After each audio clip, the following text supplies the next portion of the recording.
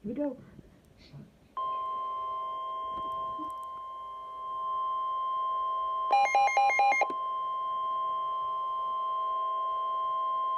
The National Weather Service in Pueblo has issued a flash flood warning for central El Paso County in east central Colorado until 11 p.m.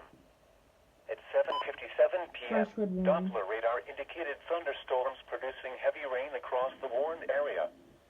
Between 2 and 3 inches of rain have fallen. Flash flooding is ongoing or expected to begin shortly. Hazard: flash flooding caused by thunderstorms. Source: Doppler radar.